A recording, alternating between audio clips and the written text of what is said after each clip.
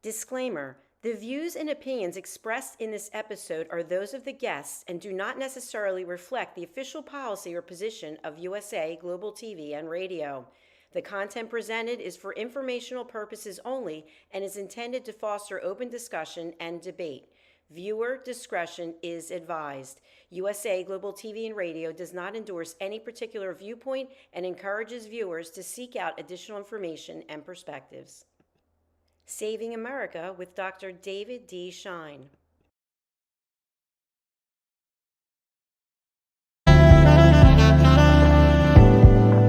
Welcome to USA Global TV and Radio, where our mission is to provide education, entertainment, hope, and inspiration.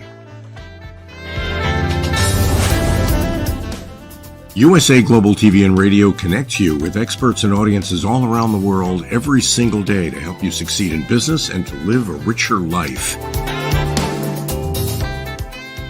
Visit us at usaglobaltv.com to learn about career and life-changing training and mentoring programs like the Listening Mentor.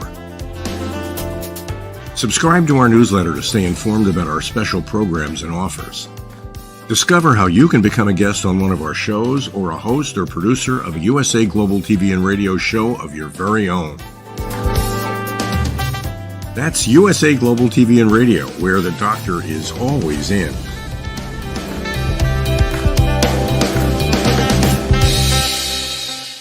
Welcome to Saving America. This is your host, Dr. David D. Schein.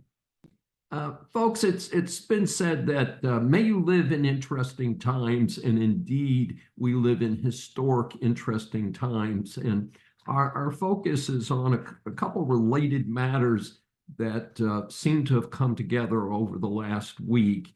And our starting point today is a disappointing July jobs report that came out late last week, showing only 114,000 jobs were created versus over 175,000 new jobs expected. The unemployment rate surged to 4.3%, the highest since October of 2021. On top of that, factory orders fell 3.3%, according to the U.S. Commerce Department. This was reported to be the largest decline in the Manufacturing and Producers Index since the COVID pandemic in the spring of 2020.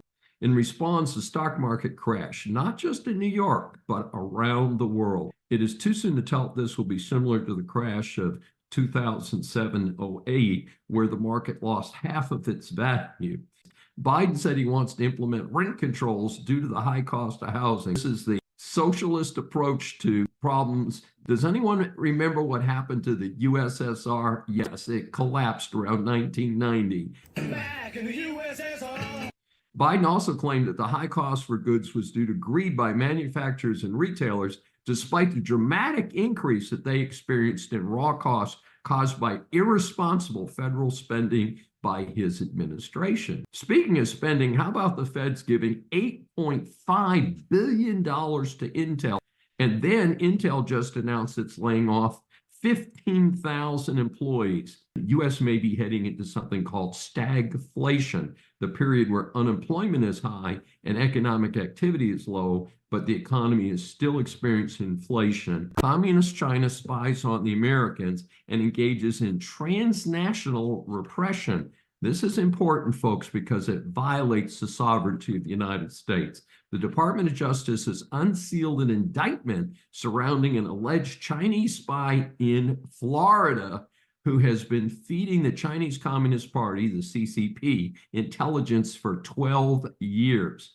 The report came from NTD, which is a network for free Chinese.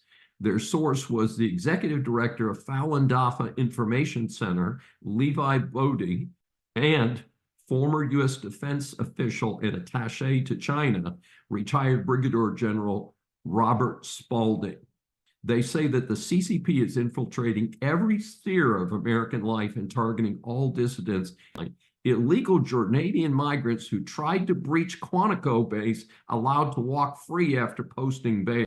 Located just south of Washington, D.C., Quantico is the training base for the Marines, including the unit that flies the Marine One presidential helicopter. It is a secure facility. You do not get in there without an appointment and plenty of ID. I know, I have been there on official business. So these two illegals allegedly just wander onto the base, and all that happens is that they were allowed to post bond in their ICE cases, with one set at 15 grand and the other set at 10 grand, and were released. What? Can this really have happened? Why are they not locked up down in Gitmo? Inquiring minds need to know. I'm not done talking about the failures of the Biden-Harris administration. A headline from Breitbart: Kamala Harris failed to connect one person with high-speed internet with $42.5 billion from the infamous infrastructure bill. Harris was supposed to lead the Biden-Harris rural broadband expansion. It has failed to connect one person with high-speed internet despite having $42.5 billion from this ludicrous infrastructure bill. Of course, I assume she will deny this if she ever shows up in the public, like she denied being border czar. Hey, it's only been 3.5 years, folks. DHS pauses the controversial migrant flight program amid alleged fraud. DHS, that's the Department of Homeland Security, the folks that are supposed to be keeping us safe, confirmed that this program is temporarily on hold out of an abundance of caution. Internal report found, get this, massive fraud in the application process. At least 494,799 migrants from Cuba, Haiti, Nicaragua, and Venezuela have been allowed entry into the country under the administration's parole program. The information indicates perhaps that as many as 25% of the forms have false or incorrect information. Really? Florida and Texas have received the most parole participants. Our soft on crime policies jacking up car insurance premiums. I doubt anyone living in a large or even medium city in the US feels like their auto insurance rates are reasonable. I certainly don't feel that way. The last few years have been especially expensive. What has happened during this time? Well, soft on crime Soros DAs, as they're called, have taken over control of the criminal justice system in most major metropolitan areas. Not surprisingly, car thefts have surged to their highest levels ever reported. Over the past 2 years, auto insurance prices have surged by an average of 27% nationally. That's an increase from $127 a month in 2022 to $161 a month by the end of 2023. A McKinsey study, McKinsey, of course, being a big, infamous management consulting firm, generally pretty well regarded, produced a study in 2015 that said that DEI was important because there was a link between profits and executive racial and gender diversity. I want to start my commentary with a clear statement.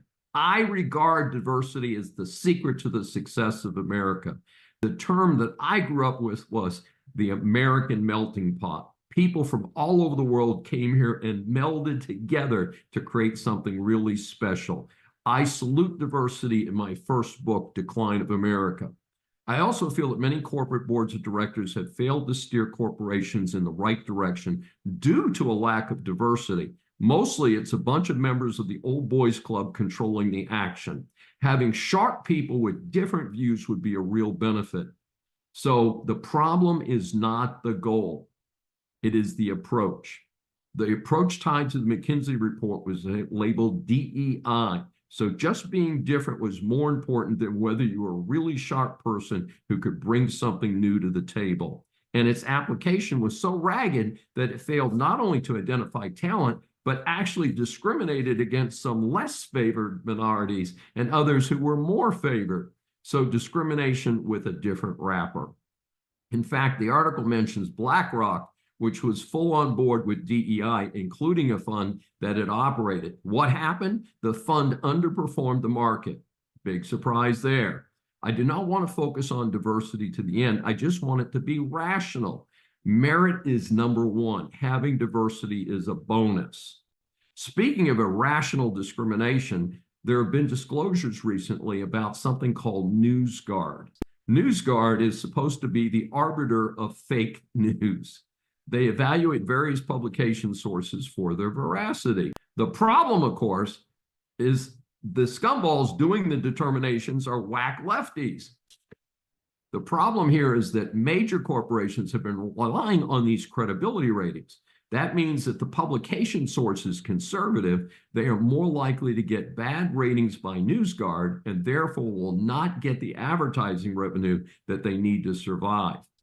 I encourage all to be skeptical of not just alleged news sources, but also of any operation claiming to verify those news sources. Chevron is leaving California for Houston by the end of this year. According to the report, Chevron has about 7,000 employees here in Houston already and about 2,000 at its headquarters in San Ramon, California. Chevron, of course, is one of the major oil companies in the world. This is a very significant development. I want to extend a warm welcome to the Chevron brass. They will find a pro-business environment here and, at least at the moment, some less expensive housing. I am sure the employees will like the fact that there's no state income tax. Here is some quick background information on these two great guests. Dennis Beaver is well known as a syndicated columnist for the Kiplinger newsletter and other publications. He is a successful attorney. He looks forward to helping others and does not charge readers who ask for his legal guidance, generally on consumer matters. He speaks French and Swedish fluently, and his English is pretty good too. His wife of 48 years, Anne, helps him run his law practice and has assisted him with a serious bout with cancer. Lyle Sussman is an emeritus professor at the University of Louisville. He is the former of the Management and Entrepreneurship Department. He is a best-selling author with 1 million copies of his books out in 15 languages. Lyle and his wife, Susie, have been married for 54 years, and she is also an accomplished professional. I have had the good fortune to meet both of these gentlemen and their wives in person. The bios of both of these accomplished gentlemen are much, much longer, but hey, we need to leave time for our discussion. Dennis, please get us started today. Tell us about your recent experience when getting contacted about an important follow-up meeting with your doctor regarding your cancer surgery. Yeah, a little history. I had bladder cancer, and in six years ago, I had my bladder removed, right kidney, prostate. We couldn't find our car keys, and our Chihuahua vanished. Nobody told me, but they told my wife I had about a year to live. It's interesting. Had I been told that, would I have been the willing accomplice of the self-fulfilling prophecy? Who knows? But Anne replied to the surgeon, "You don't know, Beav." And it has been 6 years. I was stage 4. It was in my liver. And my oncologist refers to me as his miracle patient because I had the most aggressive form of bladder cancer with about a 2% survival chance. So every 4 to 5 months or so, I get PET scans and CAT scans. So all of a sudden, I don't get any phone calls. And suddenly a letter arrives at home. No phone calls, no nothing. We have voicemail, answering machines, you name it. Our telephones at home and at the office record all the numbers, shows who called or the number. So call and hang up, but still a number registers. Nothing since May. And a letter arrives at home.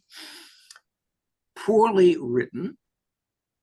The English was not good. Dear Hart, my actual legal name is Hartley Dennis Beaver. So it was Dear Hartley. We tried to reach you several times and please call. The envelope in which this letter came was handwritten poorly, wasn't aligned, so nothing. What you would assume they would know how to, pardon my voice, we have wildfires around town here. You'd think they would know how to use the computer to print an envelope. No way. So I phone the person, her name is, but initial L, no last name. I talked to her. Said, why didn't I get a phone call? Oh, I called you. I tried calling. When did you try calling? She gives me dates. We never got a call. Never got a call at home or at the office or on my cell phone. You have all these numbers. Oh, I'm telling you, I tried. Yeah. How about an email? Oh, we don't do that. We don't do that. Right. Now, it's important to be on top of cancer, right? It could come back. Probably not. It's probably cured. Hopefully. But the incompetence of this was absolutely stunning. So what is hell going on with this country? Why can't high school graduates write, have a sense of language, grammar? That's what led to my writing both of you and expressing my frustration. You you brought up two major issues. You bring up the issue of competence, and then you raise the question, what's happening in this country? Well, let's assume that the person who said they reached out to you, but in fact did not, was about 25 years old. That means they were born about you're born about 1999 or 2000. They were raised with a cell phone in their hand. They were raised in a milieu, in an environment where they simply had to press an icon and they had answers to their questions. They were raised in an environment where pressing an icon would tell them whether or not their grammar was correct, whether or not spell check were correct. That is, they came to believe that was a help, when in fact it was a horrible, horrible hindrance. It prevented them from learning exactly the kind of skills that you're highlighting. Skills about relating to a reader, relating to a listener, skills about understanding the situation. And in fact, your scenario is not only about communication skills, it's also about understanding the severity of the message. You were a patient that needed valuable information and you weren't getting it. So regardless of the fluency of the message, you weren't getting the essence of the message. It was not only English malpractice. I see it as almost medical malpractice. Yeah. Well, it is a real challenge in the United States today. As a professor, I have been shocked, especially with my younger students, the first or second year students. They do not appear to have really had the type of structured education that I had growing up, and that I think both of you did. And one of the things that I think is very much missing is I have begun assigning short research papers some of my classes. I've got students who have been admitted to this private college who have never done a research paper through high school and do not know how to do footnotes or endnotes, do not know how to reference stuff from the library and stuff like that. But I am hearing from some of my fellow professors, and particularly a finance professor, by the way, Lyle, that he just assumes that they know nothing.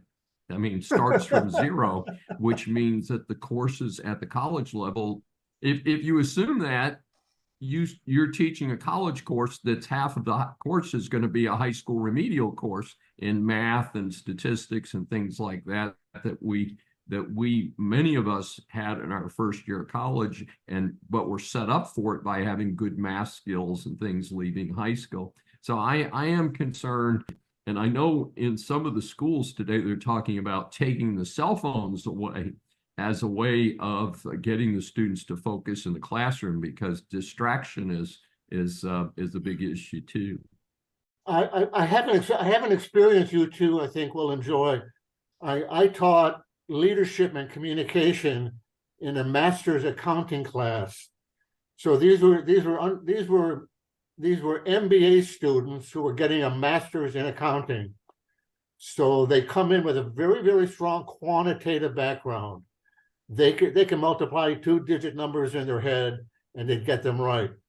And the first meeting we had, I said, okay, you're all going to give an impromptu speech. And I thought the class was going to have a fit. I thought they were going to call 911. I said, all I want you to do is talk to your colleagues about some certain issues related to accounting.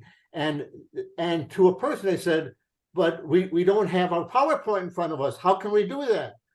That's what they said. How can we talk without our PowerPoint in front of us? And I said, well, I want you to know generations of MBA students did it before you, and you will do it in my class. Knowing something is one thing. Being able to communicate what you know is very, very different. And if you want to succeed in society, you have to go beyond knowing something. You have to communicate what you know in a way that people will see it as knowledgeable and respectful and as meeting their needs. Dennis, let me ask you a question about your case. At any time, did the agency or that person ever apologize for creating the frustration they created? No, and in fact, I even sent an email to one of the executives there. Very, very nice lady.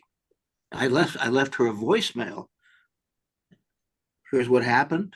This does not make me happy. Then I sent her an email, kind of summarizing that I've not heard back from anyone, and it is a superb facility.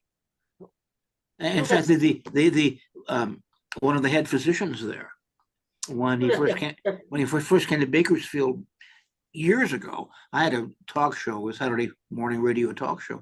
I had him on twice on a first-name relationship basis, and great guy, had great treatment. The guy saved my life.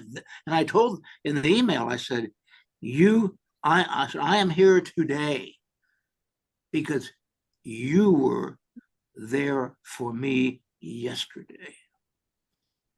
That was my closing line in the email. You know, when we talk about communication, there's an assumption that it's about grammar and syntax and spelling and word choice and vocabulary. And obviously it is about that. But one level above that, which is what really differentiates those who succeed versus those who don't, is understanding context, understanding the situation, understanding the person who's going to be reading the message or listening to the message. And what I'm hearing and seeing from my colleagues at the university and what I'm reading in the relevant papers, there's a huge deficiency, not just in the basics of grammar and syntax and spelling and vocabulary, but in the nuances of understanding context. The scenario you presented, Dennis, is the combination of pure grammar and foundation principles, but also context, the situation, and what's compounding the problem. Back to your question, Dennis, about what's happening in our world and of competency. What's compounding the problem is the introduction of artificial intelligence and ChatGPT and the other software packages where a student can simply say, write me an essay on topic X, and they press the button and out comes a 10, 15-page report on X, and they turn it in. Exactly. David, you are still a professor. I retired 6 years ago, but I am hearing horror stories about students turning in papers that they didn't even write. I am very concerned about it. And one of the solutions, papers that I mentioned earlier, are personal. In other words, the question is on business ethics, and it is, what is the basis for your personal ethical guidelines, and where did that come from? Out of, say, 8 papers, I will get at least 20 of those papers will come in, and I will read them and send them back to the student and say, this paper does not even fit the assignment. Now, I don't know if that's because they tried to use AI. AI is still pretty new. It's not readily available to everybody. It's out, but it's not totally available. So I think it will be an increasing problem in the future. And that I've also begun to build into my syllabi that use of AI is not permitted for school assignments. And we're going to fine tune that, because they can use AI in an in-depth research paper. If you wanted to get started on a topic, you could say, hey, AI, tell me a little bit about topic X. That's legitimate. That's a fair use. But then they still have to go and do the homework. So separating the starter point using AI from what we want them to do as researchers, that's going to be indeed a growing challenge as we go forward, because AI is all around us and it's come very fast. Dennis, your case, I keep coming back to your case. What's happening in the medical system right now is algorithms are driving many decisions, administrative decisions and medical decisions. And once an issue came up in your case and an algorithm couldn't solve, the human being who was charged with solving it couldn't solve the problem. And not only could that person not solve the problem, she made the problem worse. This young lady who contacted me, she's a gatekeeper. And sometimes the lowest level person in an organization is critically important, in this case, to patients and to the image the organization radiates to the world. Well, the question becomes, how do we get, and where is the focus that needs to be? And I have been arguing that we need a big focus on K-12, on the basics. And, I get a little concerned, and I've said this in my social media, that we don't need to be teaching sex education to 6-year-olds. We need to be teaching English, manners, and math. And even though I'm a business school professor, I really push STEM, science, technology, engineering, math. And in fact, I'm very excited. My one of my sons is a high school teacher, and he's teaching engineering in high school to stimulate the students. It's part of their math department, to stimulate the students to think about professions in engineering.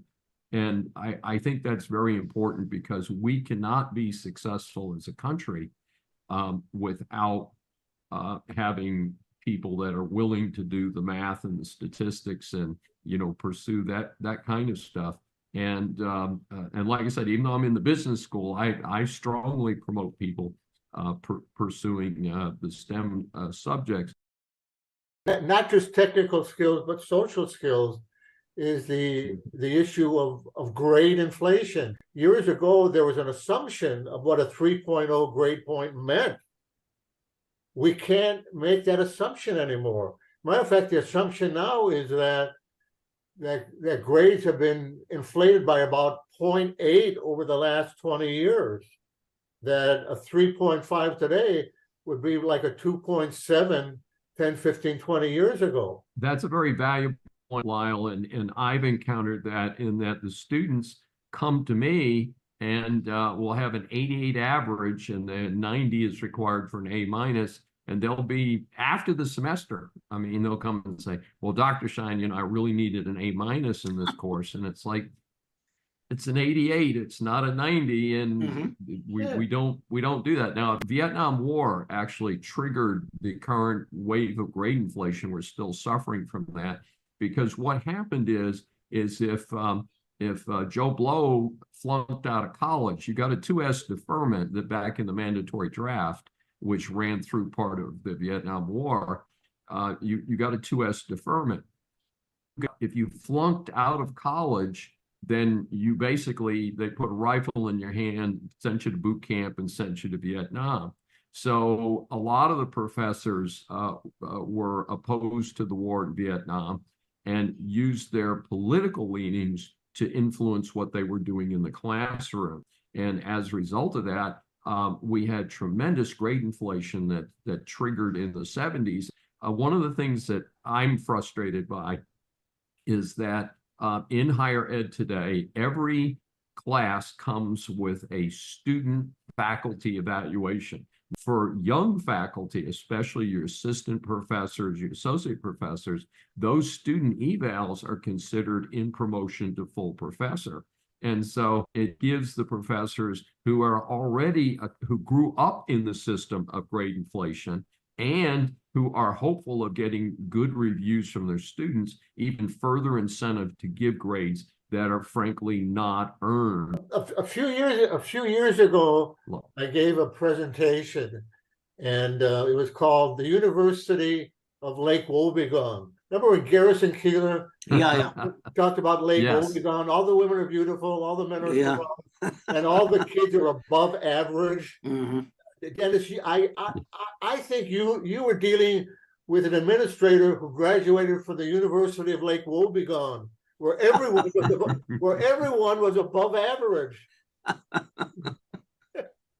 I wish it was so. Exactly. Yeah. And we, and this is not the three of us. I think our country, our world is now reaping the consequences of believing that everyone is above average. David, thank you for this. I think everyone viewing this has an important question to answer themselves, and that is, did I graduate from Lake Wobegon? Am I doing as well as I can? Am I performing as well as I should? Am I communicating in a way that really helps someone at the other end? And my observation is that when some of the worst things in the world, the worst things imaginable, happen to you or family or close friends, to look at it and can you extract something beneficial, something that will help make you a better person, help you help others along the journey that we all follow. And Dave, thank you so much for this time. Thank you. It has been my pleasure. Dennis Beaver, Bakersfield, California, and Emeritus Professor Lyle Sussman from the University of Louisville. And I have been so delighted to have both of you with us on Saving America. And this is my take on the big hostage swap. They did recover 3 deserving Americans who were wrongly held hostage. Wall Street Journal reporter Evan Gershkovich, U.S. Marine veteran Paul Whelan, and one who I had not heard about, a little less publicity, journalist Alsu Kumasareva. They were released as part of a complex prisoner swap. This involved 24 prisoners from the U.S., Russia, Germany, Poland, Slovenia, Norway, and Belarus. A key part of the deal was Germany's release of Vadim Krasikov. He was serving a life sentence in Germany for what judges concluded was a Russian's state-ordered killing in Berlin in 2019. Germany's Chancellor Olaf Scholz admitted that it was difficult to allow this legitimate prisoner to be released, but he played ball with the rest of the world. Here's the problem. Reportedly, at least 40 other Americans are still being held as political prisoners in 16 countries around the world. Of course, there are China, Iran, or Russia, but there are also hostage cases such as Hamas, which is believed to have at least 5 American citizens. Why has the Biden and Harris administration not taken more action at an earlier point?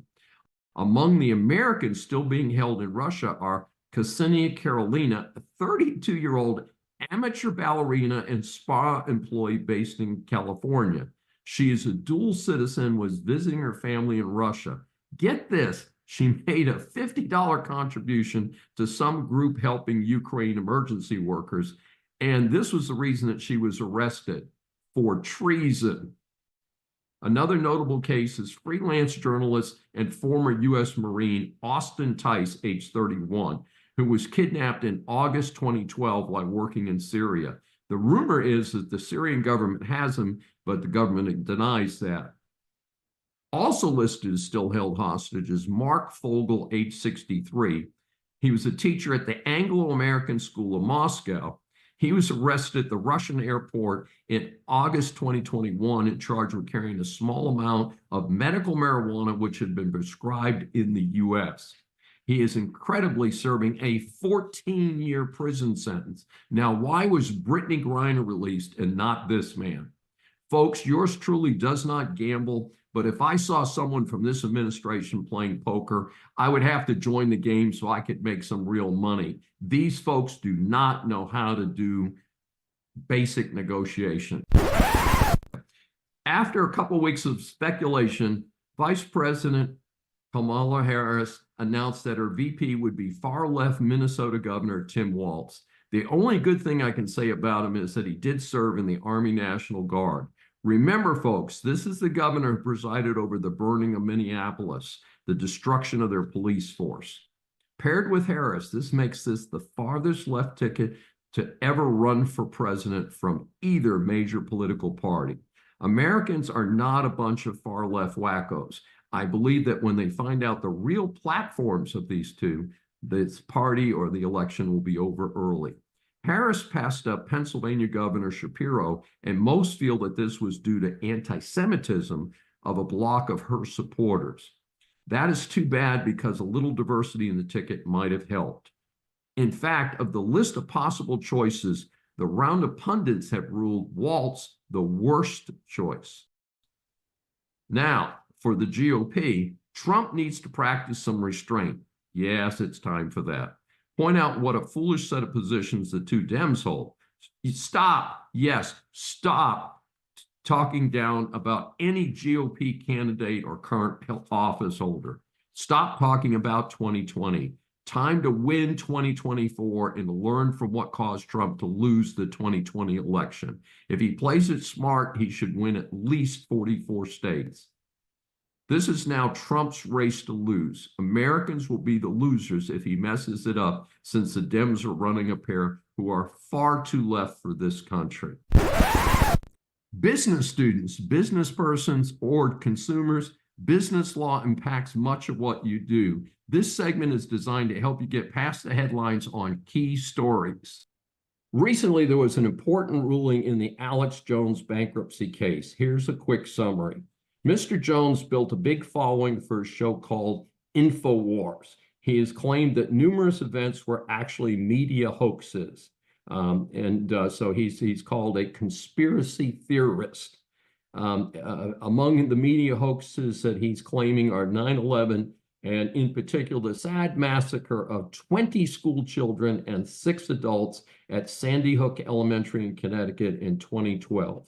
A news report states, victims' families who sued Jones for defamation said they were subjected to years of torment, threats, and abuse by people who believed the lies told in a show. One father said conspiracy theorists urinated on his 7-year-old son's grave and threatened to dig up the coffin. So this is certainly not a trivial issue in anybody's book. The families filed lawsuits in Connecticut and Texas against Jones. Jones eventually acknowledged that Sandy Hook was real, but far too late. Juries awarded $1.5 billion in Connecticut and another $49 million in Texas. Jones has, of course, filed for bankruptcy. A recent issue was whether the InfoWars company should be liquidated or kept intact in the personal estate of Jones. A federal judge just ruled that InfoWars would be part of his estate and not liquidated at this time. Since Jones is in Texas, he has the protection of something called the Texas Homestead Act. That protects your home, the car you used to drive to work, and basic furniture and things like that. So his home is not personally involved in bankruptcy. Everything else that he owns, that's not what we call the exempt, is fair game in the bankruptcy in order to resolve these huge judgments. Estimates are between 5 and 10 million might be recovered by the litigants, again, against verdicts totaling over $1.5 billion. Now, Jones has not backed off entirely, claiming the lawsuits are a mission to silence him. He is still broadcasting via InfoWars, which is now in the hands of bankruptcy trustees. it is likely that he'll be asked to abandon any interest in the company, and I think he's already done that. A special issue here is why the First Amendment did not protect Jones. The quick answer is that if someone says something false that causes harm to someone else, that person can be responsible for defamation. The hard part is proving damages. Obviously, these juries accepted the description of damages expressed by the families of the victims of the Sandy Hook massacre. I'm sitting here with Tom Fox, the compliance evangelist, who is the author of more than 20 books on compliance, business ethics, and the FCPA. He is the founder of the award-winning Compliance Podcast Network and the voice of compliance, as well as the author of the award-winning FCPA Compliance and Ethics blog. Mr. Fox has practiced law in Houston for greater than 30 years and serves as an independent consultant, assisting companies with anti-corruption and anti-bribery compliance, international transaction issues. He has served as in-house counsel at Drilling Controls Incorporated, a worldwide oil field manufacturing and service company, and also with the well-known Halliburton Energy Services. I've been in the Greater Houston Business Ethics Roundtable with you for about a decade now, and it's been a delight to work with you in that capacity. As you know, what we do is we provide 3 questions. And our first question is, tell our audience what all this compliance talk is all about. Would this just be handled by a company's legal staff or outside counsel? Really, it should not be handled by legal staff, David, because an in-house legal department has one function and one function only, and that's to protect the organization. Compliance has a little bit different function. It is there to detect and hopefully prevent illegal conduct from occurring. But if it does, it's there to remediate or fix it. And that means transparency, obviously antithetical to the privilege that many corporations hide illegal actions or other actions from. So they're really 2 different focuses. Compliance is there to figure out what the problem is and fix it. And that it speaks to the difference, but the greater compliance obligations are generally around a set of regulatory or legal obligations. So they flow from that. And then how do you actually comply with those and inculcate those into the very culture of your organization? Tom, we hear a lot about the Foreign Corrupt Practices Act, which is the acronym FCPA. What is it? Why do companies even need to worry about it?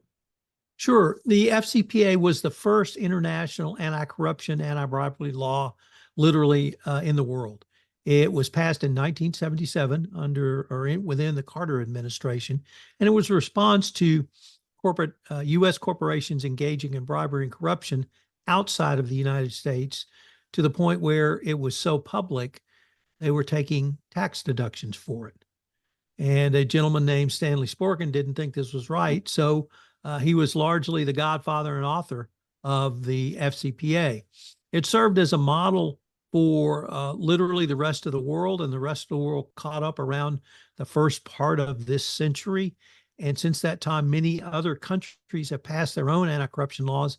United Kingdom, France, Germany, Brazil, India, you name the country, they've got an anti-corruption law. What the FCPA prevents, David, is U.S. companies from engaging in bribery and corruption outside the United States. So the recent Supreme Court case around bribery and corruption or gratuities doesn't apply to the FCPA because that was a domestic law, and this is an international focus. So if you do business outside the United States, you're covered in some way, shape, and form by the FCPA. Tom, just a follow-up on that. I actually am old enough to remember when the law was passed. I'm a little bit older than you, I think. And there was a projection that this would make the United States uncompetitive with other countries that allowed paying bribes. Did that actually turn out to be true? You know, David, not only did that turn out not to be correct, but the entire storyline got flipped because the OECD and other international organizations saw the power of preventing corruption at the local level outside the United States. And The world loses $3 trillion each year to bribery and corruption. So it's a huge economic problem. And the OECD put pressure on these other countries to put substantive laws in place. So, for instance, in 2010, the United Kingdom passed what they call their Bribery Act. That was their first bribery act since 1909. And as I mentioned, France, Brazil, Germany, most other Western countries have passed laws. And those, instead of this being a business deficiency or causing the U.S. to lose business, it's actually gone the other way. And many U.S. companies now are seen as prime providers of services because they do not pay bribes, and the money that they spend in a country goes to that country, not to line the pocketbooks of politicians. That's so helpful, Tom. And our third question, share with our audience about your book, The Compliance Handbook, a guide to operationalizing your compliance program. I understand it's now in the 5th edition. And how does that help businesses? Well, I'm going to have the temerity to have a copy right here and show you. But yes, this is my signature work. It is, in my humble opinion, the best one author volume on doing compliance or operationalizing compliance. David, as you mentioned, some of the companies I work for, I came out of the corporate world when I was exposed to compliance when I was still in the legal department. And it struck me that compliance, properly seen as a business process. Yes, it's in a response to legal and regulatory requirements, but it's really a process. And if it's a business process, you can study it, you can measure it, you can manage it, you can monitor it, you can improve it. Because it's just like any other process. So I'm really tried to, for the last 15 years, talk about compliance as a business process, try to explain to companies this is not something to be afraid of, because more effective compliance equates to more efficient business processes, and at the end of the day leads to higher ROI and profitability. So that if I believe, as properly seen as a business process, if you implement an appropriate business process to manage a risk, you're going to be a better run company. And part of that situation is are not international companies required to have a compliance program to fit the requirements of the FCPA? And isn't there bonuses or at least some rewards for companies that have tested and established their compliance programs? Yeah, that's a really interesting question, David, because initially compliance programs were put in to comply with that law, the FCPA. The Department of Justice over the past 15 years has given a plethora of guidance on what their view of a best practices compliance program. But David, the more interesting approach is what I saw in the city of Houston, specifically in the energy industry. The first decade of this year, there was an industry sweep in energy for FCPA violations. Houston, Texas is the FCPA capital of the world because of energy and energy companies in Houston. But what was interesting, David, was the business response. The operating companies, the Exxons, the Chevrons of the world, they had gold standard programs. Well, immediately below that are the service companies, Baker Hughes, Weatherford, Halliburton, et cetera. And if you wanted to do work, you had to do work with one of those service companies, literally down to the $15 million software company that had one piece of software that bolted on something downhole and did something. And I represented a company like that. And I told them, if you want investment dollars, if you want a contract with a Baker Hughes, with a Halliburton, with a Weatherford, you're going to have a compliance program. And I finally talked them into letting me put a compliance program in. 2 weeks later, one of those companies came for a big investment. And the second thing they asked for was, we want to see your compliance program. It's a long-winded way of saying that compliance in energy is driven as a business initiative. And it's not so much that you have to have a program to get benefits from the government if you get in trouble. But if you want to do business in the energy industry or tech or financial services or pharma, or you name the industry, you have to have a compliance program. And so that's the part I try to focus on, David, is to try to indicate to people that it's a business response to a legal problem, but it's a business process. So let's put that process in place. Let's make it transparent. If somebody comes knocking and wants to review your program, you can show that to them. You're not going to show them trade secrets, but you can certainly show them the 8 or 10 elements of your compliance program. So Houston is the best example of a business response to the legal issue of international anti-corruption. Tom Fox, it's been a delight having you on again. We've known each other for about a decade now, and first time I've had you over on Saving America. Tell our audience about how they can get more information on you and your publications. Sure. First of all, they can reach out to me via email at tfox@tfoxlaw.com. I'm always available on LinkedIn, Thomas R. Fox. If you're interested in learning more about compliance in the podcast format, I am the guy. I have founded the Compliance Podcast Network, which is www.compliancepodcastnetwork.net. So any of those, you can reach me, and I look forward to catching up with anybody who might want more information on compliance or the Foreign Corrupt Practices Act.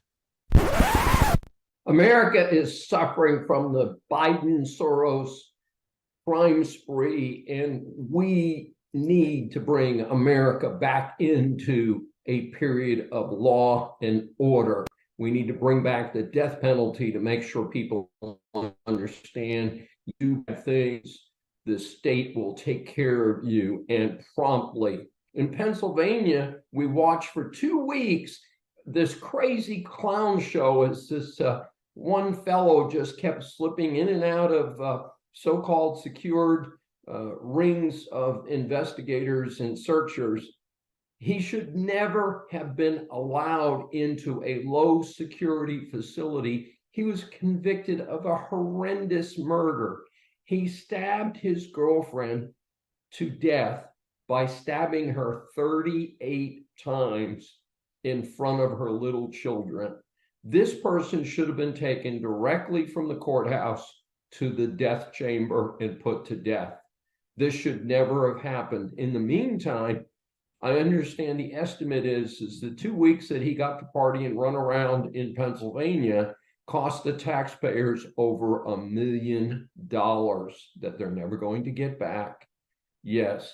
What kind of justice is this? How does this work for anybody in this society? In the meantime, we have the stunning news that a Los Angeles sheriff deputy was simply sitting in his car, not doing anything harmful to anybody, not committing any horrible racial incident, was shot to death. And that to me is a hate crime. He was in uniform. He was in a police car. Where has our society gone? How degraded is our society that someone would even think of doing this?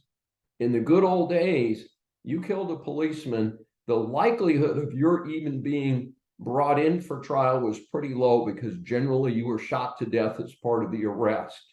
And I don't mean to suggest vigilante justice, and I don't mean to suggest careless police action, but I believe the police are afraid to shoot to kill.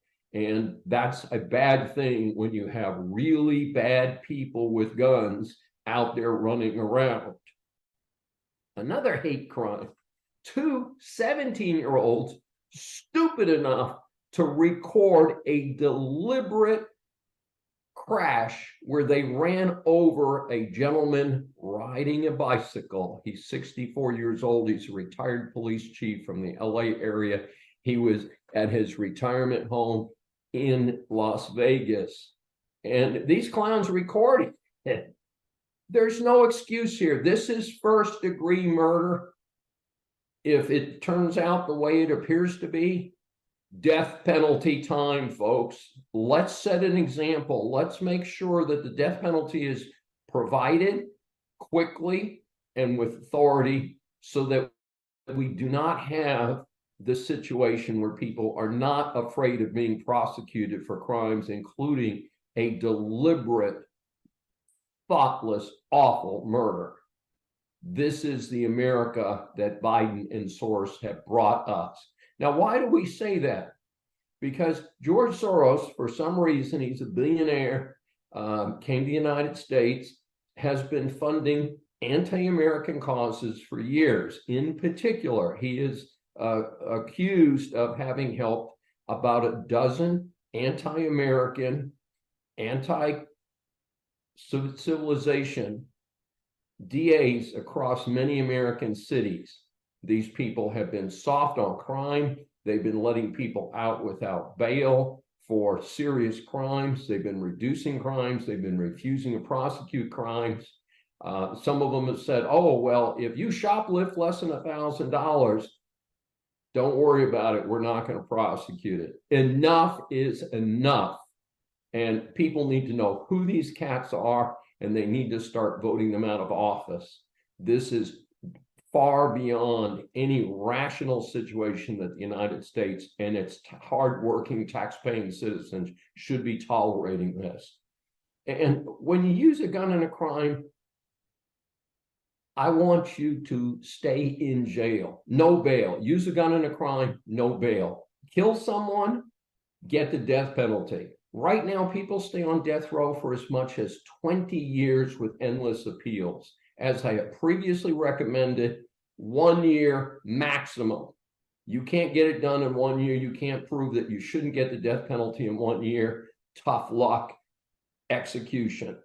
America deserves it. The American taxpayer should stop providing hotel rooms for horrible convicted people, including the fellow from Pennsylvania we mentioned a minute ago. Biden has doubled down on the crime problem with his Marxist supporters and open borders with criminals pouring in. They are trafficking women and children. They are flooding our streets with fentanyl and terrorists. Enough is enough. Stores are closing in crime-ridden cities across the West Coast. My advice would be to have guards with shotguns at the entrances. Hey, it's simple. Would you like to leave with that merchandise? Great. Go back and pay for it. If you don't want to pay for it, you can get shot with a shotgun. It will be painful. It might kill you, it might not. But you need to make those kind of choices, and that is how to end these ridiculous crime sprees that we're seeing. And of course, when you get to the courthouse, when you've been arrested for shoplifting, you get a record from it. Whether it's $5 or $5,000, you get a record, and most people should be getting at least jail time, if not prison time. It's time to protect Americans who are hardworking, who are paying a lot of taxes, and deserve far better than what we're getting. What universe makes sense for any political party to be soft on crime? This insanity has not sunken in yet, apparently, on a lot of people in the electorate. Otherwise, they would stop voting for these awful people who are not prosecuting crime and protecting us, especially in our big cities. In the meantime, we've got anti-American scumballs running our local and federal justice systems. They're deliberately wasting time and resources on victimless so-called election crimes, while Americans of all ages and races are living in fear of violent crime and theft. Let's put the resources where they belong, on criminals, real criminals, people who affect everyday American life. Come on, Americans, vote out anyone in government who is soft on crime. Restore safety to our streets and our schools. Thanks for joining me for Saving America. If you have questions or comments, please find me on various social media sites. I'm Dr. David D. Schein, and I will see you next week. Welcome to USA Global TV and Radio, where our mission is to provide education, entertainment, hope, and inspiration. USA Global TV and Radio connects you with experts and audiences all around the world every single day to help you succeed in business and to live a richer life. Visit us at usaglobaltv.com to learn about career and life-changing training and mentoring programs like the Listening Mentor. Subscribe to our newsletter to stay informed about our special programs and offers. Discover how you can become a guest on one of our shows or a host or producer of a USA Global TV and Radio show of your very own. That's USA Global TV and Radio, where the doctor is always in.